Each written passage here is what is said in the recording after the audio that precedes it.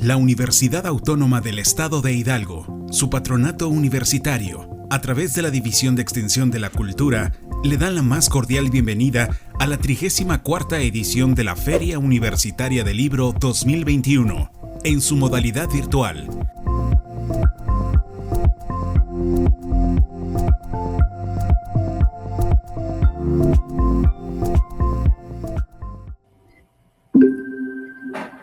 Les damos una cordial bienvenida a los jóvenes, espero que nos estén viendo, a los jóvenes que estén presenciando por esta sesión virtual, la versión 34 de la Feria Universitaria del Libro de la Universidad Autónoma del Estado de Hidalgo.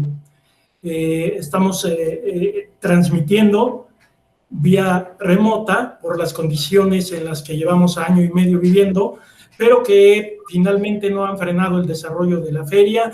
Y hoy estamos reunidos para hablar de medio siglo de un hito en la historia de la música y la cultura mexicana, que es el Festival Rock y Ruedas de Avándaro. Vamos a hablar sobre este tema y platicarles un poco a la gente joven, a los universitarios que no saben y a los que ya saben, una visión interesante que nos van a dar el maestro Federico Arana, quien amablemente aceptó estar con nosotros. Es un escritor reputado, conocido, ganador del premio Villaurrutia, conocedor de la cultura mexicana, novelista. Es un personaje imprescindible de nuestro desarrollo cultural en los últimos años y su opinión va a ser importante, nos va a cumplir. También está con nosotros Federico Luna, maestro de música, un músico también muy conocido, ha tocado en todas partes y con varios grupos, tiene un estudio de grabación muy conocido también. El maestro Luna es profesor de música. En fin, ellos dos van a tratar de orientarnos y de llevarnos por un camino de entendimiento de este fenómeno. Tenemos también un texto que nos mandó el periodista Víctor Roura, gran periodista cultural con una carrera de muchos años, y nos envía un texto crítico para empezar a comentar el asunto. Yo empezaría preguntándole al maestro Arana un poco si nos habla del contexto. Venimos de un 68 con Tlatelolco y con Olimpiadas, luego venimos de un junio del 71 con la golpiza, los halcones en el Politécnico, y pum, de repente, 3 meses después, en septiembre, ¿a quién se le ocurre, por qué, con el presidente Echeverría en el poder, convocar a esta que suena en esos momentos a locura, ¿no? A convocar a una serie de jóvenes que vienen ya influenciados por el rock estadounidense, ya influenciados por la contracultura, por Woodstock, etcétera, a convocarlos a un festival donde además son carreras de coches? Platícanos un poco, maestro, del contexto, por favor, a ver, ¿qué nos puedes decir? Bueno, yo creo que veníamos de mucho más atrás más bien los posibles obstáculos o los problemas que podían barruntarse venían de mucho más lejos, porque en la sociedad mexicana siempre hubo una especie de animadversión contra el rock and roll. Sí. Esa animadversión fue exacerbada sobre todo por el gobierno, por la iglesia, por los medios de comunicación y bueno, con altibajos en que a veces el rock and roll era muy popular, pero siempre los rock and rolleros en plan de víctimas, ¿no? En plan de absolutamente ser víctimas del sistema. Al grado que yo he pensado que, ya que el presidente de la República está en plan de pedir perdón por cosas en las que él no tuvo una responsabilidad directa, como puede ser las matanzas de chinos durante la revolución o las canalladas que se les hicieron a los yaquis o a los mayas, o en fin, toda la serie de tropelías que el Estado cometió contra ciertos grupos. Yo creo que ahora sería el momento de añadir a los rock and rolleros para que el Estado les pida perdón. Porque la verdad es que ha sido una larga cadena de atropellos y bueno, ya para centrarme en la pregunta, cuando los rock and rolleros tenían ahí enfrente la posibilidad del Festival de Avándaro, de hacer un Woodstock mexicano, pues ya estaban muy golpeados, muy disminuidos, ya estaban hartos de pasar hambres, porque la verdad es que el rock and roll, lejos de lo que mucha gente se imagina, más bien nos ha llevado pues a la precariedad, ¿no? Y además sin nadie que nos defendiera. Hablando de responsabilidades del gobierno, está el terrible caso del sindicato de músicos, dirigido por el setemista Venus Rey, que a los rock and rolleros siempre nos pusieron obstáculos. Y cuando ya por fin se dieron cuenta de que los bares, los cabarets, los restaurantes no requerían de los músicos del sindicato, no les hacían caso, entonces Venus Rey creó una sección juvenil donde, fíjate, nos teníamos obligación de pagar cuotas, pero no teníamos derecho a nada. Absolutamente a nada. Entonces, insisto, la verdad es que el panorama estaba bastante negro.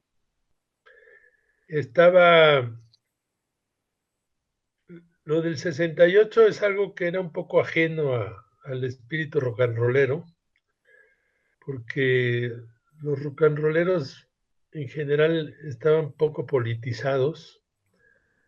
Eran hijos de Televisa más que nada. Y Televisa pues es una empresa que se dedicó siempre a embrutecer y a desinformar. Nada más te digo que en 68, el 3 de octubre, Sabludowski dijo que en México brillaba el sol, ¿no? Esa fue la conclusión de la noticia que había. Pues que del día anterior, ¿no? ¿Perdón? Del día anterior, digo. Claro, claro. Entonces, los rock and rolleros, pues sí eran una casta de medio mendicante, medio asustadiza, ¿no? Porque sí habíamos recibido muchos palos. Bueno, yo te diría que incluso hubo homicidios por parte del Estado, ¿no? Yo tengo muy claro, por ejemplo, el caso de Satie, que era un guitarrista de los Sinners, que lo mandaron matar, alguien muy encumbrado dentro del gobierno, ¿no? Y luego se dice que René Ferrer, el de los, ¿cómo se llamaban? Los Blue Caps, el de los Devuelve Primavera, pues lo mató la policía. Y en fin, habrá habido muchos casos parecidos. Abusos ha habido de todo, ¿no? Nada más habría que mencionar, por ejemplo, el festival en que se invitó a Johnny Winter a Cuernavaca. Dieron el permiso, esperaron a que llegaran todos los chavos a Cuernavaca y ahí se prohibió, y entonces se fue la policía sobre los pobres chavos y hubo de todo, violaciones de las chavas y una cosa espantosa, ¿no? La verdad, en ese terreno hay una historia negrísima que sí merece ser investigada. Entonces, aparte de eso, había sentimientos de culpa porque el organizador del festival, que fue Armando Molina, era una persona que pues veía con ojos tal vez demasiado críticos el que la mayor parte de los músicos hicieran versiones de, de piezas que habían tenido éxito en Estados Unidos o en Inglaterra. Y entonces una de las condiciones que les puso a los músicos fue que fueran canciones originales. Y eso ya forzó un poco las cosas hacia el hecho de que tal vez no hubo demasiada calidad. Se podían haber conseguido cosas mejores si no hubiera habido que improvisar esa cosa de que no, que tienen que ser rolas originales, ¿no? Luego, por otro lado, estaba el asunto de que todo el mundo quería cantar en inglés, porque como habían conquistado, por ejemplo, los músicos ingleses habían conquistado Estados Unidos, incluso el mexicano Carlos Santana había conquistado Estados Unidos, entonces queríamos conquistar Estados Unidos y todos le entrábamos a un inglés que con los años se ha definido como wash and wear, o sea, de gente que no sabe lo que está diciendo, pero que más o menos da el gatazo de que estás cantando en inglés, ¿no? Entonces, vuelve esa cosa terrible de la explotación y estos cachorros de Televisa que eran Luis de Llano, Justino Compeán y no sé qué Negrete, ya no me acuerdo su nombre. Eran dos hermanos Negrete, ¿no? Creo que Eduardo y Alfonso Negrete, ¿no? Eduardo, sí. Bueno, y uno de ellos era corredor de autos. Sí, que por eso seguramente por eso lo se del les otro día ocurrió de ruedas, ¿no? De rock y ruedas. Una noche mexicana, eso es lo que iba a ser una noche mexicana, exactamente. Lo cual ya, pues la idea de contratar, originalmente creo que iban a contratar a 2 grupos, 3. A la Revolución y a Javier Batis. Exactamente. Entonces tenían un presupuesto, creo que eran 20,000 pesos. No, 40.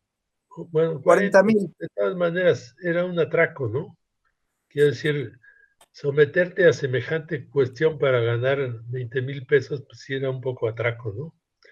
Pero resultó que fue mucho más porque tal como se fueron desarrollando las cosas y con la cosa de que Batis, como siempre quiso ser el caimán y quiso que todo el dinero que había fuera para él, y entonces Armando Molina lo mandó al diablo y hasta le quiso pegar. Sí. La verdad es que Batis nunca fue un hombre de luces muy, muy amplias, y yo creo que se dio cuenta más o menos cuando ya era demasiado tarde de que había cometido un gravísimo error, porque pues el festival iba a ser una plataforma impresionante para lanzarse, ¿no? Los de la Revolución no me acuerdo qué problema tuvieron, pero creo que también fue que no les convencía mucho lo de la lana y tuvieron pues el acierto de no ir, ¿no? A pesar de que hay por ahí una película que se llama La verdadera vocación de Magdalena, donde se supone que ellos tocan en la banda, ¿no? Entonces es terrible porque en esa película sí, yo creo que está incluso en internet, ¿eh? Se ven escenas de Avándaro con los miles de chavos ahí subidos a las torres. Y por otro lado se ven escenas filmadas para la película que son de una pobreza, porque hay unos cuantos extras. Bien, maestro Arana, quisiera, ahora que lo menciona, me dice que pareciera que la represión es post Avándaro, ¿no? Se tiene la idea de que como se prohibió el rock, entonces nos está platicando que la represión venía desde antes, ¿no? Sobre el rock. Quisiera preguntarle a Federico Luna el estado, digamos, ahora como dicen ahora, de la escena musical. ¿Cuál es la música que llega a Avándaro y cuáles son los antecedentes? Porque, bueno, estaban los covers que hacían los grupos como los de Enrique Guzmán, César Costa, en fin, que tenían un cierto éxito, pero esa no es la gente que ya, la música que ya se va a llevar a Vándaro. Hablamos un poco, Federico Luna, de esta música, del contexto musical. Pues mira, yo recuerdo que en esta época yo estaba tocando con un grupo que se llamaba Comunicación, donde, bueno, en esta época empezó a suceder algo muy, muy padre, porque empezaron a surgir una serie de, bueno, muchos de los grupos que tocaban covers, de repente empezó a ver como un interés de hacer música original, pero, pero como dice Federico, es cierto que estábamos muy influenciados por el inglés. Entonces, sí, todo el mundo que empezó a hacer canciones originales, pero todo el mundo las hacía en inglés, porque inclusive decían que el español no, o sea, que el español era un idioma que no tenía nada que ver con el rock and roll. Pero también, haciendo un análisis, también nos damos cuenta de que, por ejemplo, el inglés es un idioma de monosílabos, de un chorro de monosílabos, y el español, sus palabras, hay palabras muy largas, entonces es muy difícil poder colocar, o sea, por ejemplo, las traducciones que quieren hacer de las cosas de inglés al español, pues se oyen de veras muy chistosas, ¿no? Entonces, existía mucho ese rollo de que todo el mundo quería componer en inglés, pero lo interesante es que sí ya había ese interés por hacer cosas originales, ¿no? Entonces, ya en esa época ya habían salido, ya habían grupos que habían grabado, ya había grabado La Tinta Blanca, había grabado el Peace and Love, ya había grabado el grupo El Amor, ¿no? De I Love You More, que también estuvo en Avándaro. ¿Cuál? Los Duk Duks, el Ritual, ¿no? Que el Ritual era un grupazo que sonaba a todo dar, pero todos grabaron en inglés, ¿no? Entonces, pues sí pienso que como iniciativa de hacer algo original fue algo como que fue muy emotivo para todos los músicos, ¿no? Entonces, pues se estaba poniendo como de moda ya hacer tu música, ¿no? Que recuerdo una vez, estábamos, después de lo de Avándaro, hubo una cosa que se llamó, una organización que se llamó el Tercer Mundo, que esto lo organizó Humberto Rubalcaba, que por cierto él hizo un libro que se llamó Nosotros, que habla sobre Avándaro.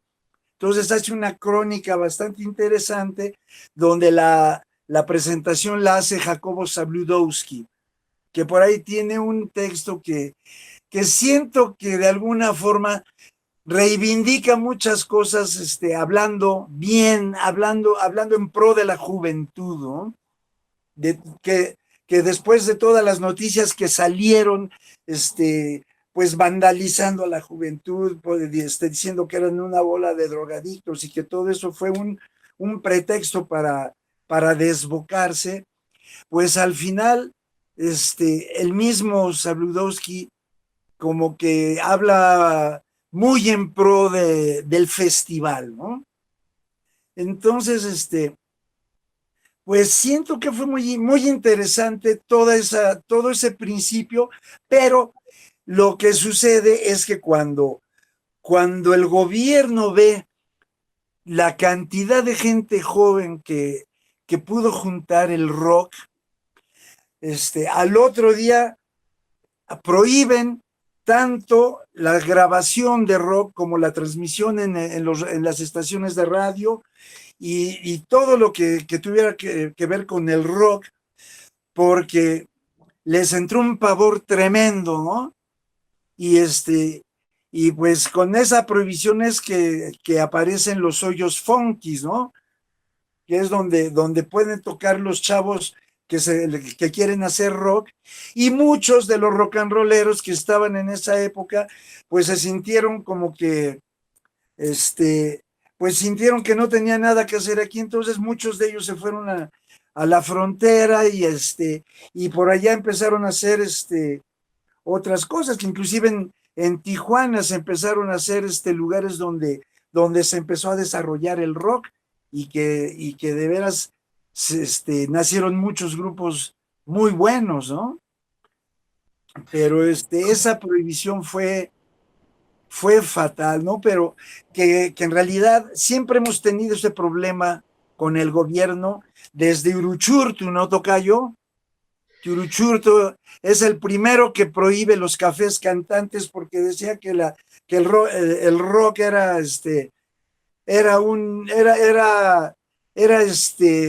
mala influencia para la juventud, ¿no? Entonces, perdón. Sí, mira, esto por eso es por lo que yo decía al principio que me parecía inusitado. Como dice Federico Arana, venimos ya de una represión hacia los rockeros, por una parte, hacia el movimiento estudiantil, por otra parte. Incluso a veces grupos de izquierda militante critican, ¿no?, al rock mucho y criticaron a Avándaro, incluso en la revista ¿Por qué? Hay una crítica. Y luego de Avándaro también se intensifica la represión, se cierran los espacios, pero yo veo que aquí hubo unos ganadores con todo este asunto. O sea, los organizadores, con Peán, Molina, no sé, ahí ahorita hay una cantidad de documentales sobre Avándaro, de reportajes, de cosas, de informaciones, de libros.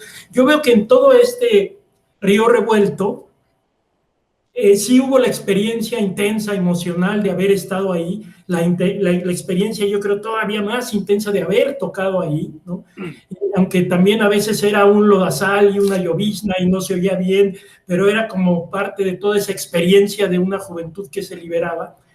Pero finalmente no pasó a mayores, sino que al contrario se cerraron espacios y los que ganaron, los que obtuvieron, filmaron documentales, comercializaron, hicieron hasta discos y todo, fueron los que habían inusitadamente, con autorización del presidente, organizado esta, que parecía una ocurrencia de carrera de coches, noche mexicana y concierto, ¿no? ¿Qué puede decirnos Federico Arana sobre esta?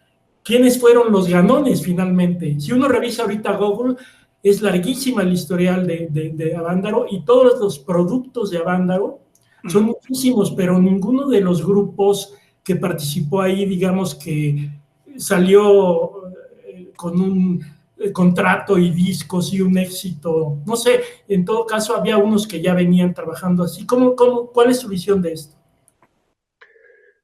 Pues sí, la verdad es que yo digo a veces en broma que estos señores de Llano, Compeán y Negrete debían hacer reparto de utilidades, porque ellos sí sacaron una muy buena pachocha. Pero bueno, todo se desenvolvía en el terreno de la impunidad, porque yo creo que también la gente que quiso ir a ver una carrera de autos, pues también merecía mínimamente que le devolvieran las entradas, ¿no? Pero se lo repartieron estos, más todo lo que sacaron de los sándwiches y las Coca-Colas que vendieron ahí, se los vendieron todos absolutamente, porque no se imaginaba que iba a ir tanta gente. O sea, ellos mismos estaban subestimando el poder de la televisión para convocar a los chavos. Pero bueno, eso es producto de la represión. Cuando has estado poniéndole zancadillas y dándole puñaladas por la espalda a algo como el rock o como, no sé, como puede haber pasado en los países en que en España, por ejemplo, que se prohibía hablar el catalán en tiempos de Franco, o que se prohibía hablar el vascuence, pues claro, cuando desapareció el inmisericordia asesino traidor, entonces la gente exacerbó ese afán de hablar el catalán y el vascuence, y entonces se produjo un verdadero desastre. Bueno, con el rock pasó exactamente lo mismo, es que estaba interrumpido, prohibido prácticamente por todos lados. De manera que cuando a los chavos les dicen va a haber rock, va a haber un Woodstock, ahora sí vamos a ser la primera generación de gringos nacidos en México, pues los tipos se enloquecieron y se fueron felices de la vida, ¿no? Porque eso implicaba además que se iban a saltar otras prohibiciones como las relativas al sexo o a la apariencia física, ¿no?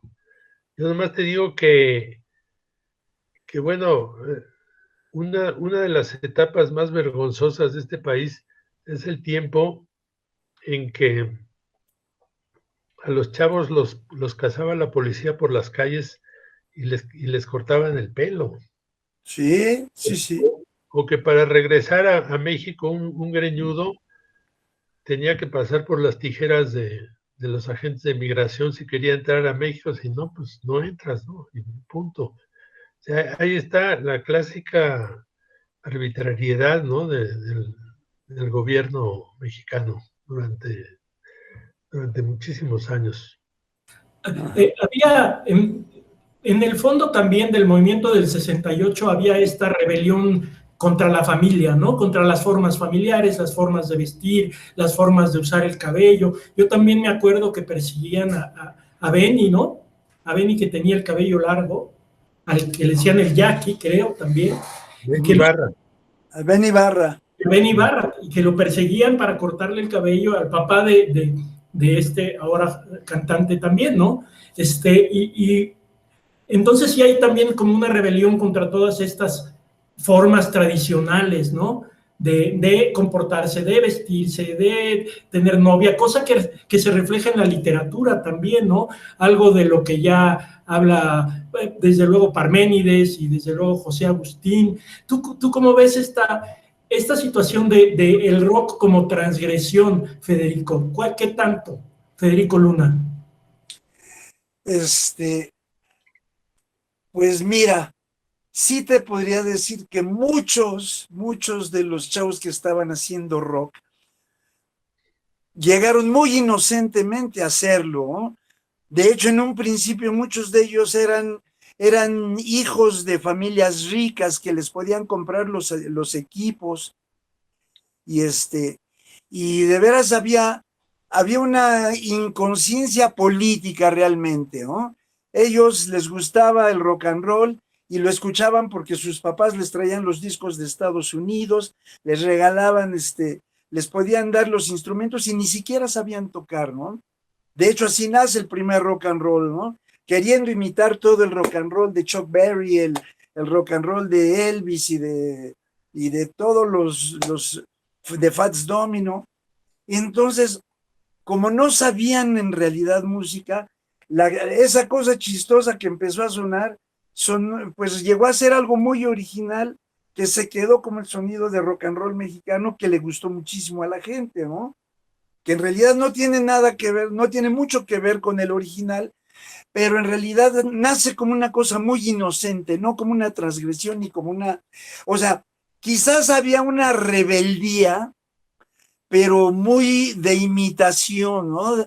Después de ver a James Dean en la película Rebelde sin Causa y después de ver cómo los gringos están protestando porque no quieren ir a la guerra, ¿no? De Vietnam y toda la injusticia que hay con los negros, ¿no? Todo el rollo del racismo. Entonces, aquí en México en realidad esa rebeldía fue más bien imitada, porque muchos de ellos vivían a toda madre en sus casas, ¿no? Tenían su familia y sí lo que viene siendo en realidad la verdadera rebelión es cierto que vivían muy reprimidos por la familia, ¿no? En esa época los chavos no valía su palabra, entonces de alguna forma sí la lucha principal fue ¿saben qué? Me quiero expresar, ¿no? Entonces, cuando viene lo de 68, pues, dentro de esas ganas de expresarte, pues, de repente viene esa represión por parte del gobierno que al final, resultó en una masacre, ¿no? Terrible, ¿no? Bueno, también así que está la famosa canción de Chucho González que grabaron los Rocos del Ritmo, que decía: yo no soy un rebelde sin causa ni tampoco un desenfrenado, yo lo único que quiero es bailar rock and roll y que me dejen vacilar sin ton ni son. Claro, Y eso era, eso era. éramos frívolos los rock and rolleros. Eso nos distinguía bastante de los 68eros, que se tomaban más a pecho pues, las circunstancias, el país, las diferencias entre las clases, etcétera. Maestro Arana, y en cuanto a la literatura, por ahí su novela es del 73, creo, ¿no? Sí, bueno, ¿Novela? sí, bueno, el premio Villaurrutia me lo dieron en el 73, Ajá. pero bueno, la empecé a escribir en el 70, 71, Ujú.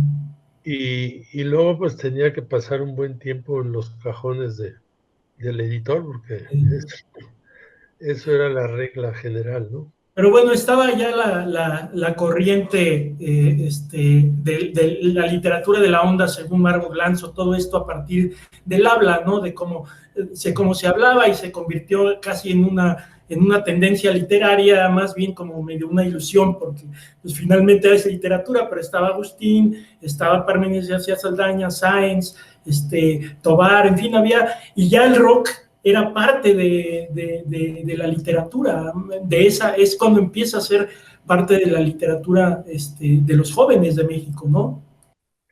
Sí, aquí habría que aclarar que la noción de contracultura no es lo que parece ser de que que hubiera grupos que estuvieran en contra de la cultura, sino que era un complemento de la cultura, ¿verdad? Y digamos, los caciques de la cultura eh, de la época, digamos, Fernando Benítez, por ejemplo, que fue uno de los más importantes editores de suplementos culturales, era un hombre que despreciaba profundamente al rock. Y de hecho, los que colaboramos alguna vez en sus suplementos terminó corriéndonos a todos, ¿no? Pero eso no quiere decir que que fuéramos contra la cultura, ¿verdad? Tendríamos que ser muy, muy burros, porque además, bueno, ahí estaba el ejemplo de de los músicos ingleses que para nada se puede decir que se situaran al margen de la cultura, sino que estaban aportando algo y, y es gente que habían estudiado arte o habían estudiado pues carreras que más bien tenían que ver con esas inclinaciones artísticas, ¿no? Entonces, los, yo creo que ese es un fenómeno universal, en todo el mundo se dio con más o menos fuerza. Uno de los pilares de este movimiento fue Françoise Sagan, la francesa, la autora de Bonjour Tristesse. Y pues tenía un estilo desenfadado, directo, con muchas alusiones a las cuestiones eróticas. Y yo creo que eso nos deslumbró a casi todos y casi todos quisimos hacer algo más o menos parecido, ¿no? Porque yo veo más la influencia por ese lado que por el lado de pues de los poetas, aquellos como Ferlinghetti o como Jacques Kerouac, toda esa gente que posiblemente tuvieron influencia a la larga, pero no tan importante como la de esta mujer, ¿no? Porque incluso se llevaron sus obras al cine, ¿no? Y bueno, había hasta éxitos musicales basados por ejemplo, Johnny Mathis, que era un cursi, cantaba eh, una cierta sonrisa, ¿no? Así se llamaba la pieza, ¿no? A certain smile. Entonces, bueno, el caso es que aquí se empiezan a formar grupitos, como siempre. Por ejemplo, José Agustín era muy amigo de Juan Tobar y eran medio protectores de Parménides, que era un cuate un poco desvalido, un poco, quizá menos culto que ellos, ¿no? Y luego hubo otros como Gerardo de la Torre o como Gustavo Sainz, que también estaban clavados en el asunto, y entonces empezó a gestar este movimiento que yo creo que, bueno, si vas a poner a los rock and rolleros a hablar, pues tienes que ponerlos a hablar como ellos hablan, ¿no? Pero querer usar ese lenguaje como lenguaje narrativo me parece un error gravísimo, ¿no? Porque ese es un lenguaje, para decirlo en una sola palabra, paupérrimo. Esa es la palabra. Y lo digo no por Sí. ocasión, sino porque me consta. Yo hice una serie de experimentos con mis alumnos que demuestran que ese lenguaje no sirve para nada, ¿no? Más que para lo que fue creado, que es para tener una comunicación inmediata entre delincuentes o entre jóvenes pandilleros o entre pandilleros pacíficos o como les quieras llamar, pero se trataba de que otros grupos no te entendieran lo que estabas diciendo, ¿no? Entonces, el lenguaje de la onda pues toma mucho del calor de los delincuentes. Si ustedes cogen el libro de la picardía mexicana, pues ahí van a encontrar muchísimos de los términos. Claro que hubo cosas nuevas, ¿no? Pero bueno, la verdad es que ya estaba todo hecho. Y era el lenguaje de germanía, que así se denomina a ese tipo de jerga de los delincuentes, ¿no? Y en cuanto, maestro Luna, en cuanto a la música, platícame un poco de la deriva de los músicos. Bueno, sabemos lo que pasó con Batis, con la revolución de Emiliano Zapata, que finalmente creo que se diluyó y luego quiso renacer, en fin, pero había ahí, bueno, estaba Armando Nava, estaban los Duk Duks, El Ritual, o sea, sí, el Tri, que entonces era el Three Souls in My Mind y cantaba en inglés, ¿no? Platícanos un poco de todos estos, estas derivas de algunos grupos. Pues mira, por ejemplo, hablando de Armando Nava, del Ritual, pues estos son grupos de Tijuana, que ellos se formaron pues alternando con los gringos, ¿no? Que los gringos se iban a Tijuana a palomear, entonces, de alguna forma esto les exigía tener un nivel musical, para ponerse al tú por tú con ellos, ¿no? Y aparte, sí tengo entendido que ensayaban como locos, sí le daban mucho tiempo al ensayo. Entonces, cuando llegan a México, de hecho, el Ritual llega a México como Duk Duks. A mí me tocó ver ese concierto en CEU, en un campo de prácticas ahí, hubo un concierto que llegaron, se presentó Armando Nava con sus Duk Duks y el grupo que estaba atrás era el Ritual, ¿no? Que venían tocando música de King Crimson, sonaban de veras impresionante, ¿no? Y ¿qué te puedo decir? Que antes de Avándaro, todo lo que estaba sucediendo, había una competencia entre todos los grupos que entre ellos se exigían cada vez más para superar al otro, y había una competencia que considero muy sana, ¿no? Era una competencia muy sana entre los grupos, y eso de alguna forma les permitió mejorar mucho su nivel musical, su calidad. Entonces, de repente, pues cuando viene esto de Avándaro, todos los planes que tenían se fue al caño porque no hubo una continuidad, ¿no? Entonces, pues creo que el único que siguió con su rollo fue fue Alejandro Lora con el Three Souls, y pues había muy pocos grupos. Los que quedaron se fueron a los hoyos funky, ¿no? Los únicos lugares donde empezaron a permitir el rock and roll fue en los suburbios de la ciudad, ¿no?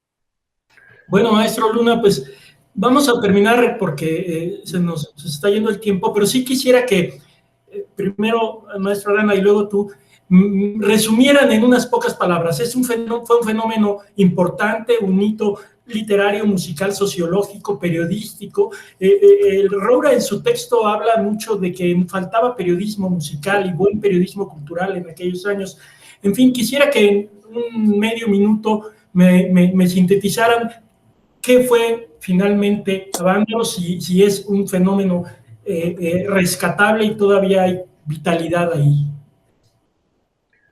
Pues yo creo que es muy rescatable y que fue una gran influencia para la sociedad en general. Por ejemplo, la encuerada de Avándaro, ¿no? ¡Qué horror! La encuerada de Avándaro. Al poco tiempo había hasta cantantes de ranchero que salían con las chichis al aire, ¿no? O hubo grupos de gente que salía desnuda a las calles y bueno, y a la larga, acuérdense de aquel fotógrafo que reunió en el Zócalo, quién sabe cuántos encuerados, que la gente fue feliz en la vida sin que le pagaran nada, ¿no? ¿Por qué? Pues sí, lo mismo, porque ya estaban hartos de la represión. Una cosa que faltó decir es que muchos de los músicos del rock derivaron hacia la cumbia en su manifestación más elemental y burda, ¿no? Porque yo, la verdad es que con los años fui descubriendo que la cumbia tampoco era un género inferior, ¿no? Sí estaba tocada con dignidad. Pero bueno, es que lo que surgió de aquellos grupos era una cosa, incluso de la Revolución de Emiliano Zapata, que fue un grupo realmente muy importante, ¿no? El famoso Nasty Sex es la bandera del rock mexicano, ¿no? Pero la verdad es que el nivel al que llegaron, no sé, grupos como los Babies, o como los Solitarios, o como los Freddys, bueno, en fin, fue el chaquetazo general, ¿no? Y se entiende, porque llegó un momento que dijeron, aquí no hay nada que hacer, ¿no? O nos vamos al gabacho a hacerle la competencia a los gringos, o nos amoldamos a lo que hay, y lo que hay, pues era la cumbia, ¿no? ¿Tú cómo ves esto, maestro Luna? ¿Cómo ves esta como hálito, como eco, como reverberación de Avándaro a medio siglo ya, ¿no? Ni más ni menos. Pues bueno, la importancia de Avándaro, yo creo que es muy padre que se siga recordando y que sea algo que nunca muera, porque en realidad fue, ahora sí que como decía Rius, ¿no? Esa linda, con el libro de la Virgen de Guadalupe, ¿no? Esa linda fantasía, ¿no? Que nace por un accidente, ¿no? Que originalmente esto se armó porque querían vender terrenos para fraccionar en Avándaro, y entonces se quiere hacer esa noche mexicana, y a la hora que no pueden Javier Batis y la Revolución, Luis de Llano les dicen, ¿saben qué? Pues no hay problema, porque yo tengo un amigo que conoce a todos los grupos, y es cuando le habla a Armando Molina, y entonces, en realidad esto no fue creado como un festival originalmente, ¿no? Fue un accidente, ¿no? Y de repente cuando les propone a todos estos músicos que fueran por el mismo dinero que le iban a pagar a dos grupos, se les hizo maravilloso, pero nunca se imaginaron el monstruo que estaban creando, ¿no? Que afortunadamente fue algo maravilloso, ¿no? fue una respuesta impresionante que hasta la fecha es un evento que nos enseñó mucho a todos los mexicanos, no nada más a los músicos, ¿no? Sino a toda la gente, ¿no?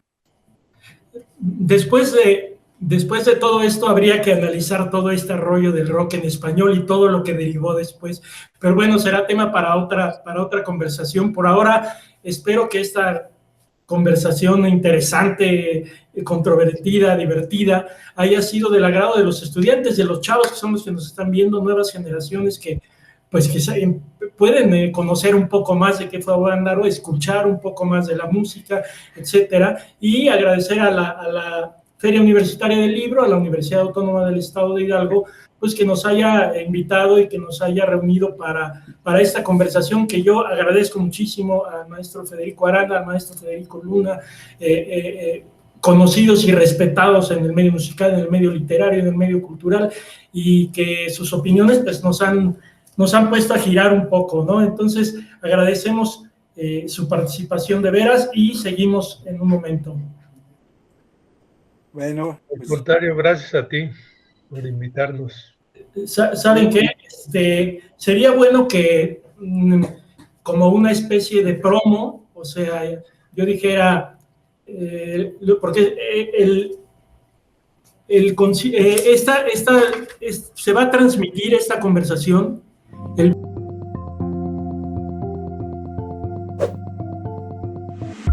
La FUL agradece tu asistencia.